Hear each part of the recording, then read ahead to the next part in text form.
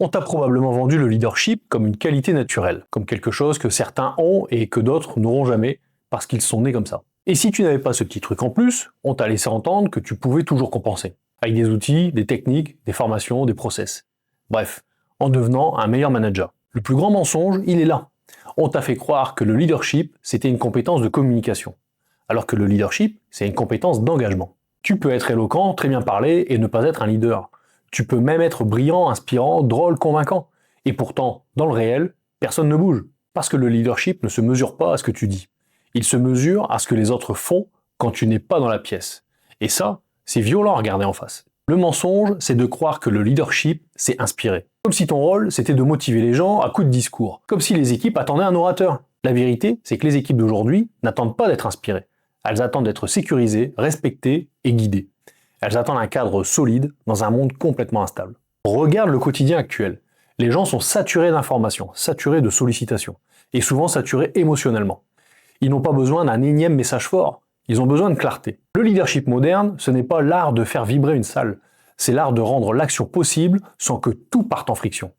C'est l'art de simplifier, trancher, protéger et tenir. Mais on t'a vendu autre chose. On t'a vendu le leader charismatique, magnétique, grand, qui emporte tout par son aura. Et toi, tu t'es peut-être regardé en te disant « je suis pas comme ça, pas du tout ». Du coup, tu fais quelque chose de très courant. Tu essayes de jouer le leadership. Tu as mis un masque. Tu as forcé un ton plus affirmé. Tu as copié des postures. Tu as appris des phrases par cœur. Et tu as senti un malaise. Parce que quand tu joues un rôle, ton équipe le sent. Et ce malaise-là détruit exactement ce que tu cherches, c'est-à-dire la confiance. Le vrai leadership n'est pas une performance, c'est une cohérence. C'est une continuité entre ce que tu dis, ce que tu fais et ce que tu tolères. Alors je vais te dire pourquoi ce mensonge est aussi dangereux. C'est très simple. Parce qu'il te pousse à chercher le leadership au mauvais endroit. Il te pousse à travailler ton image au lieu de travailler ton cadre. Le leadership n'est pas un style, c'est une fonction psychologique dans un groupe. Le groupe te prête entre guillemets du leadership quand il te considère comme un repère fiable. Et ça ne dépend pas du fait d'être extraverti. Ça ne dépend pas de parler fort. Ça ne dépend pas d'être le plus brillant. Ça dépend clairement d'une question très simple. Est-ce que tu réduis l'incertitude ou est-ce que tu l'augmentes? Est-ce que tu rends les choses plus claires ou est-ce que tu les rends floues? Quand tu es leader, les gens savent où ils vont. Ils savent ce qui compte. Ils savent ce qui est attendu. Et quand tu n'es pas leader, même si tu es sympa, les gens naviguent. Ils font au mieux ou au plus simple. Ou souvent, ils font au plus confortable. Tu vois alors apparaître des symptômes très actuels. Le « je suis débordé » qui devient une excuse permanente. Le « j'avais pas compris » qui revient dès qu'il faut rendre des comptes. Ou encore le « oui-oui » qui revient en réunion et puis il n'y a plus rien derrière. Les délais qui glissent, les priorités qui changent, la qualité qui s'érode. Et toi, tu t'épuises à relancer, sans cesse. C'est là que le mensonge te détruit. Tu te dis que tu dois mieux parler, mieux expliquer, mieux convaincre. Alors tu ajoutes des réunions, des messages, des points de suivi. Et tu penses faire du leadership. En réalité, tu fais de la compensation. Tu colmates, tu n'installes pas un cadre. Le leadership commence quand tu acceptes une vérité inconfortable. Tu ne peux pas contrôler les gens. Tu peux seulement contrôler le système dans lequel ils évoluent. Les comportements viennent rarement d'un manque de moralité. Ils viennent d'un manque de clarté, d'un manque de conséquences ou d'un manque de sens. Et ça, c'est ton terrain. Tu veux une autre vérité encore plus brutale? Beaucoup de managers pensent que le leadership, c'est le faire adhérer. Alors qu'en réalité, le leadership, c'est faire assumer. Faire assumer un standard, faire assumer une direction, faire assurer une exigence. Et oui, ça crée parfois de la tension.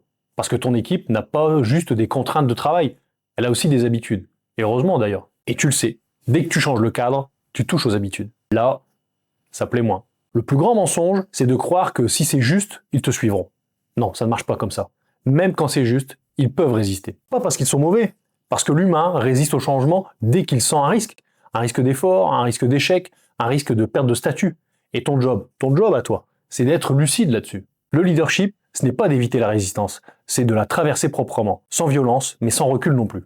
Et là, on arrive au cœur du sujet. Le leadership n'est pas un cadeau que tu reçois, c'est un contrat que tu construis. Ce contrat repose sur 3 piliers. La clarté, la justice et la constance. Pas la sympathie, non. La sympathie, c'est agréable, mais la sympathie ne tient pas un cadre quand ça chauffe. La sympathie ne remplace pas une décision. Par exemple, on va rendre ça hyper concret. Imagine que tu as une équipe qui se plaint de tout, absolument de tout, et qui ne propose jamais rien. Tu peux faire un discours sur l'esprit d'équipe, tu peux motiver, tu peux inspirer. Ou tu peux faire du leadership. Tu dis, à partir de maintenant, chaque problème doit venir avec 2 options de solution. Et tu tiens cette règle. Alors certes, ce n'est pas spectaculaire, ça fait pas vibrer, mais ça change la culture. Et le leadership, c'est souvent ça. Des décisions simples, répétées, qui finissent par devenir des normes. Et les normes construisent le respect. Mais si tu as cru au mensonge, tu vas faire l'inverse. Tu vas croire que tu dois être plus charismatique. Alors tu vas te mettre en scène. Tu vas parler plus, tu vas chercher des formules, et ton équipe, elle va te jauger sur un critère impitoyable. Est-ce que tu tiens ce que tu dis? Pas sur la beauté des mots. Le leadership, en fait, a une monnaie. Et cette monnaie, c'est la crédibilité. Et la crédibilité se fabrique dans les petites choses. Les petites choses que tu laisses passer. Les petits écarts que tu normalises. Les petits renoncements que tu appelles pragmatisme. Si tu veux une définition simple, un manager organise. Un leader protège un standard. Et ce standard, il ne le protège pas pour son ego. Il le protège pour la mission, pour les clients, pour la qualité, pour l'équipe. Il le protège parce que sans standard, le collectif se délite. Maintenant, je vais attaquer un autre mensonge. Plus subtil celui-là. On t'a dit, un bon leader, c'est un leader positif. Sous-entendu, il faut toujours être motivant, rassurant, optimiste. C'est faux. Un bon leader, c'est un leader vrai. Et parfois, la vérité, elle n'est pas positive. Parfois, la vérité, c'est on est en train de perdre le niveau. Parfois, la vérité, c'est on ne se raconte que des histoires. Parfois, la vérité, c'est on ne peut pas tout faire. Et quand tu oses dire ça calmement, tu deviens un repère. Parce que tu arrêtes le cinéma. Tu donnes de l'air. Les équipes sont fatiguées du langage creux. Elles sont fatiguées des slogans. Elles sont fatiguées des promesses floues. Donc ton leadership aujourd'hui, il se joue sur la capacité à parler vrai. Et attention, parler vrai, ce n'est pas être brutal, c'est être précis. Tu peux dire une vérité difficile avec respect. Tu peux poser un cadre sans humilier. Tu peux recadrer sans écraser. Et je te donne une méthode simple pour ça. Tu décris un fait, tu décris l'impact et tu poses une attente. Par exemple, on a rendu 2 livrables en retard ce mois-ci. Ça met l'équipe en tension et ça abîme notre crédibilité.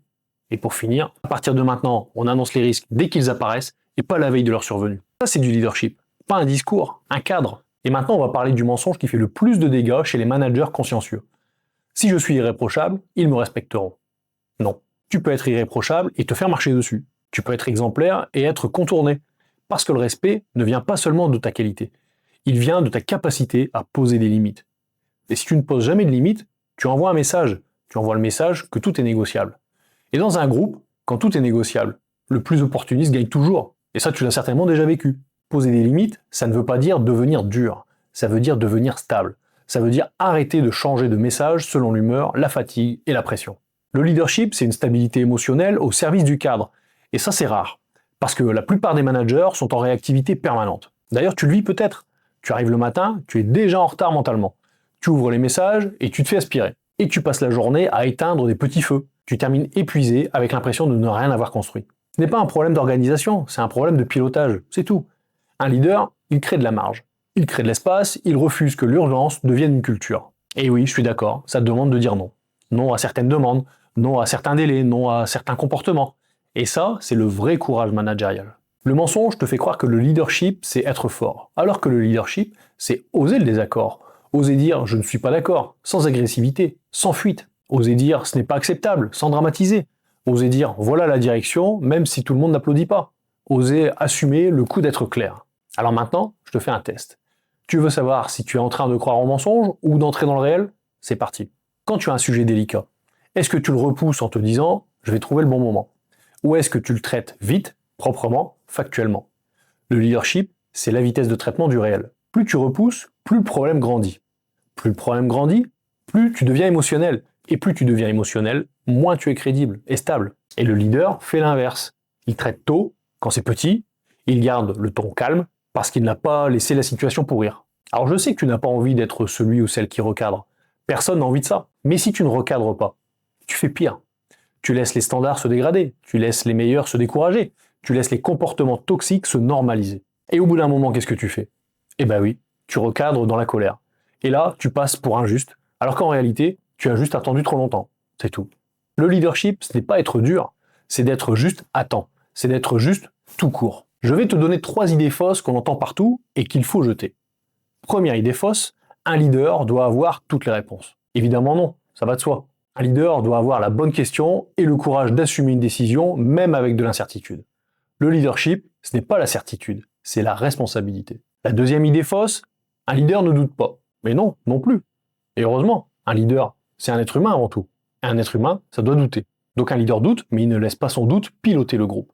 Il traite son doute en interne, il consulte, il teste, puis il tranche. Et il explique simplement. Troisième idée fausse, un leader est toujours confiant. Là non plus.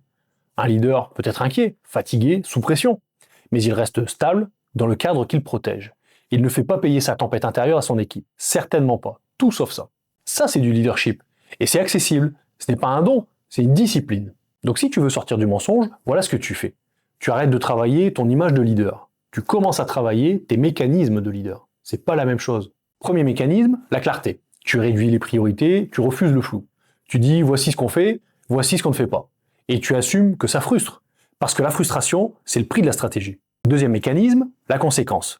Pas la punition, la conséquence. Tu rends les écarts visibles. Tu ne laisses pas une promesse non tenue disparaître dans le bruit. Tu reviens dessus calmement. Tu fais apprendre. Il faut être partisan du nivellement par le haut, c'est tout. Troisième mécanisme, la justice. La justice, ce n'est pas traiter tout le monde pareil. C'est traiter les situations avec les mêmes règles. Tu évites le favoritisme émotionnel. Tu évites de laisser passer à celui que tu apprécies. Tu évites de charger celui qui est discret. Et ça, c'est dur. Parce que tu es humain. Et c'est exactement pour ça qu'on te respecte. Quatrième mécanisme maintenant, la constance. Tu fais ce que tu dis, surtout quand tu es fatigué. Parce que ton équipe ne te teste pas quand tu es en forme. Elle te teste quand tu es sous pression. Et évidemment, parce que c'est là que tu révèles ton vrai cadre, ton vrai toi intérieur. Cinquième mécanisme, la présence. Pas la présence physique, la présence intérieure. Tu es là quand tu parles. Tu n'es pas en train de t'excuser. Tu n'es pas en train de négocier ton autorité. Tu es authentique, tu es là, ancré. Tu poses tes phrases, tu assumes les silences et tu laisses les gens digérer. C'est simple au final, mais c'est puissant. Un leader n'est pas pressé de combler le vide, parce qu'il n'a pas peur de l'attention. Et maintenant, je te donne le cœur de cette vidéo. Le plus grand mensonge, c'est de croire que le leadership, c'est de faire croire. Alors que le leadership, c'est de faire tenir. Faire tenir une direction, faire tenir des standards, faire tenir une culture. Et tu n'as pas besoin de charisme pour ça, tu as besoin de courage tranquille. Tu as besoin de répétition. Et tu as aussi besoin d'une chose très précise. Arrêter de tolérer ce qui te détruit. Parce que tu tolères, parce que ce que tu tolères devient la norme. Et la norme devient ton équipe. Alors voilà un petit exercice que tu peux faire dès aujourd'hui. Tu choisis un seul sujet où tu sais que tu es flou. Un seul. Tu écris une phrase d'attente claire. Pas une phrase morale, pas un slogan. Une phrase observable. Je te donne 3 exemples. Ça peut être on annonce un risque dès qu'il apparaît. On ne promet pas un délai qu'on ne peut pas tenir. Ou encore, on arrive à l'heure aux réunions. Point. Ensuite, tu l'annonces en 30 secondes, il t'en faut pas plus. Tu n'en fais pas un drame, tu dis voilà le standard, voilà pourquoi, et voilà comment on va faire. Et puis tu tiens, c'est tout, tu t'arrêtes là. Tu reviens dessus à chaque écart, sans colère, juste avec constance. Tu rappelles la règle. Petit à petit, tu verras un phénomène. Au début, il y aura de la résistance, et puis il y aura un ajustement. Et ensuite, il y aura un respect nouveau, parce que tu es devenu prévisible. Et la prévisibilité, c'est la base de la confiance. Et si tu veux aller encore plus loin sur ce chemin, fais une deuxième chose. Arrête de surexpliquer. Fais des décisions courtes. Une phrase de décision, une phrase de raison, une phrase d'attente. Et tu t'arrêtes là. Parce que plus tu parles, plus tu ouvres des portes à la négociation permanente. Tu n'es pas là pour convaincre tout le monde, tu es là pour créer un cadre de réussite. Et un cadre, ça ne se négocie pas à chaque instant. Alors bien sûr, tu peux écouter les objections, tu peux prendre des informations au passage, mais à la fin, tu tranches. C'est ton rôle, c'est ton job. Et tu sais pourquoi ça marche. Parce que tu soulages ton équipe. Tu lui enlèves la charge mentale du flou. Les équipes ne s'effondrent pas seulement à cause de la charge de travail, elles s'effondrent à cause de l'ambiguïté, des priorités mouvantes et des règles injustes. Bah, tu peux corriger ça. Et oui. Même si tu n'as pas tout le pouvoir, même si tu n'as pas tout le budget, même si tu n'as pas le titre, le leadership commence là où tu es. Dans ce que tu acceptes, dans ce que tu refuses, dans ce que tu clarifies, dans ce que tu protèges, dans ce que tu incarnes. Alors si tu as cru au mensonge, je veux que tu repartes avec une phrase simple. Le leadership, ce n'est pas être impressionnant, c'est être fiable. Fiable dans ta parole, fiable dans tes décisions, fiable dans ton cadre. Et si tu fais ça, tu verras un changement très concret. Les gens arrêteront de te tester en permanence. Ils commenceront à s'aligner. Parce qu'ils auront compris que tu n'es plus dans le rôle. Tu es dans la fonction réelle. Tu es devenu un repère. Le fameux phare en question. Comme d'habitude, pour t'aider à mieux appréhender le sujet, tu trouveras la fiche mémo de cette vidéo en téléchargement dans la description, juste en dessous. Et si tu es convaincu de ce que je viens de dire, pense à laisser un j'aime sur cette vidéo, à la partager, à t'abonner si ce n'est pas déjà fait. Et dans la prochaine vidéo, je vais te parler d'une autre erreur moderne qui ruine les managers sans qu'ils s'en rendent compte. L'erreur qui te fait croire que tu es un bon manager, que tu dois être gentil, compréhensif et toujours arrangeant. Donc si tu veux garder ton autorité sans perdre ton humanité, on continue juste après. À tout de suite.